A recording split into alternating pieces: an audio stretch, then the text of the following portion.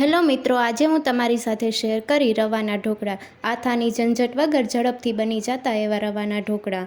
1 વાટકી રવાનો લોટ, 1 વાટકી છાશ, આદુ મરચાંની પેસ્ટ, મરીનો પાવડર।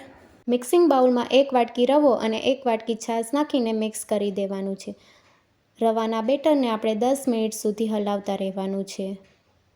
મેં અહીંયા છાશનો ઉપયોગ કર્યો છે, તમે છાશની જગ્યાએ દહીં પણ લઈ શકો છો। દહીં લ્યો તો 1 વાટકી રવા સામે 1 વાટકી પાણી નાખવાનું છે।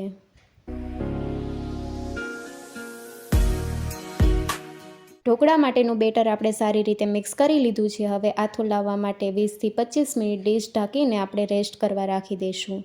આથો આવી ગયો છે। હવે આપણે આદુ મરચાંની પેસ્ટ નાખીને સારી રીતે મિક્સ કરી લઈશું। હવે આપણે ઢોકળાના બેટરમાં સ્વાદ પ્રમાણે મીઠું નાખશું।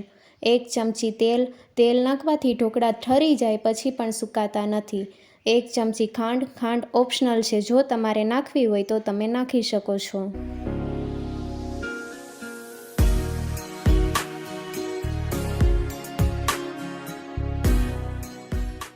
બેટર આપણે સારી રીતે મિક્સ કરી લીધું છે। હવે ચપટી બેકિંગ સોડા, 1 ચમચી પાણી નાખીને સારી રીતે મિક્સ કરી દઈશું। બેટરને આપણે મિક્સ કરી લીધું છે। હવે આપણે સ્ટીમરમાં પાણી નાખીને સ્ટીમ કરવા મૂકી દેવાનું છે। સ્ટીમરની ડીશને આપણે તેલથી ગ્રીસ કરી લઈએ।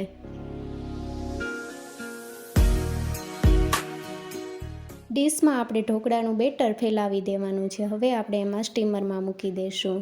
ઉપરથી આપણે લાલ મરચું અને કાળી મરીનો પાવડર ફેલાવી દેવાનો છે।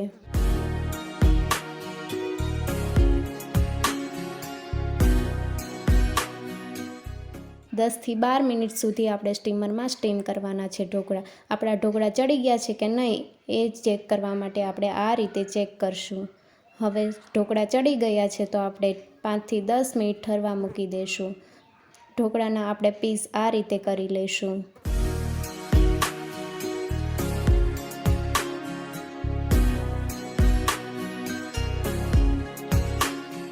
હવે આપણે ઢોકળામાં વઘાર કરશું। વઘાર કરવા માટે મેં અહીંયા 4 થી 5 ચમચી તેલ નાખ્યું છે। હવે એમાં 1 ચમચી રાઈના દાણા ફૂટે એટલે 1 ચમચી તલ, 4 થી 5 લીમડાના પાન। ઢોકળા માટેનો વઘાર તૈયાર થઈ ગયો છે। હવે આપણે ઢોકળાની પ્લેટમાં આ રીતે ચમચીથી બધા જ પીસમાં વઘાર નાખશું। જો તમને રવાના ઢોકળાની રેસીપી ગમી હોય તો ચેનલને લાઇક, શેર અને સબસ્ક્રાઈબ કરો।